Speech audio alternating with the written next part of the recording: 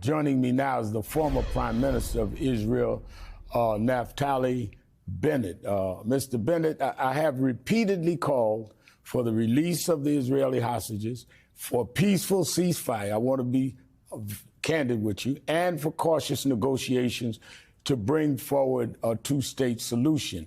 Is that still a realistic option to bring this terrible war and what's going on to Gaza to an end? Well, Reverend, there was a ceasefire on October 7th, and Hamas, in an unprovoked fashion, went in and did the massacre. The only outcome that'll be acceptable is full dismantling of the Hamas terror state next to us. Otherwise, they'll do it again and again, and the full release of all hostages. But while children and women and innocent civilians are being killed while this goes on, certainly the whole world, certainly I did, stood up when that happened on October 7th. But now we're talking about this happening in Gaza. You know, I hear a lot from Hamas themselves that they're surprised by the unproportional response of Israel. And I ask them, when you massacred families, you burnt babies, you kidnapped kids, and you murdered people in their homes on October 7th, what sort of response did you expect from Israel? What did you think? Did you think we'd just lay back and do nothing? And I want to remind everyone that, you know, in Pearl Harbor, for example, when the Japanese attacked and killed 2,906 Americans, 2,306 Americans, the war went on for 4 years. 3 million Japanese were killed, of which 1 million were citizens. And here we've already killed 13,000 terrorists. And yes, unfortunately, civilians are dying because Hamas uses them as human shields. But what did they expect? But the people that are being killed are not members of Hamas. And the people, many of them can't even get humanitarian aid. And I think the whole world, or much of the world, was on the side of Israel October 7th.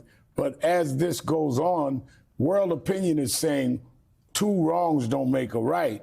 And clearly there's concern about what's going on in Gaza. The President of the United States, U.S. just announced a plan to help build a temporary pier on the Gaza coast in order to increase the flow of humanitarian aid to allow more shipments of food and medicine and other essential items that people in Gaza really need. How do you respond to those who say Israel has gone too far, killed too many people, is preventing aid to go into Gaza and in turn leading to the starvation of kids? No, Israel is not preventing aid from entering. Aid is entering. The problem is that Hamas, when the food enters Gaza, Hamas is siphoning it, blocking it, taking it, and then reselling it in the black market in order to make money. And they are, in fact, causing the problem. There's a lot of food on the Gazan side. The problem is distributing it because Hamas doesn't want to serve its own people. Hamas wants this disaster to inflate so it'll bring an end to the war without the dismantling of Hamas. Look, Reverend Al, we cannot allow a terror state to reside on our borders. They are explicitly telling us right now, we're going to do it again and again. We're going to go in and massacre your families. We're going to go rape your women again and again.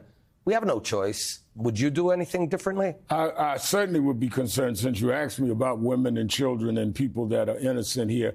And I think that there's people accusing the other side both of being terrorists. I think somebody's got to break this cycle. But Reverend, I would not accept this symmetry. I'm saying some people. I'm not saying that I would. I'm saying that, yes, you were attacked, but since you asked the question, but I think at the same time, somebody has to have some humanitarian concern.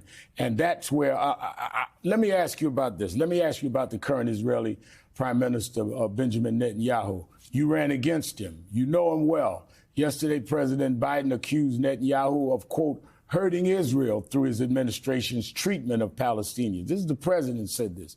But he added the U.S. would not set a red line limiting actions against Hamas.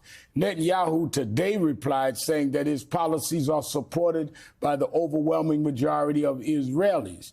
Do you think Prime Minister Netanyahu should have stepped down after the events of October 7th, which some say his intelligence forces failed? You ran against him. Should he have stepped down? Well, while I am a political rival of Prime Minister Netanyahu, he is the Israeli Prime Minister, and I will not go to studios around the world and talk negatively about our Prime Minister, our democratically elected Prime Minister. I can tell you that the vast majority of Israelis, regardless of whether they support or oppose Netanyahu, we all agree, almost 100% of the Israelis agree, that the only acceptable end to this war is full dismantling of Hamas and full release of the hostages. At that moment, this whole saga will end. That could happen within 1 hour. But you'd have to concede that a majority of the people in Israel are not saying they want to keep Netanyahu.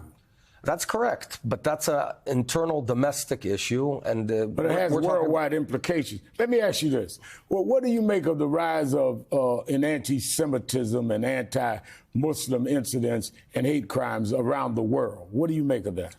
Well, I think that's a terrible disease that has afflicted humanity for millennia, thousands of years. We have to always stand up. And I know you're a leader that stood up against anti-Semitism. You still stand up against any sort of hate crimes, and so do we in Israel. People are not always aware, but Israel is a very diverse country. We have a big minority of Israeli Arabs who enjoy full equal rights in Israel. They vote for the Knesset, get elected to the Knesset, Supreme Court judges, which are Arab. So we are very clear about that. We don't accept any sort of racism. Well, I appreciate you coming in. You and I disagree on some things, but I definitely am against anti-Semitism and Islamophobia. And I don't think me being anti-Netanyahu makes me anti-Semitic. It's anti-Netanyahu.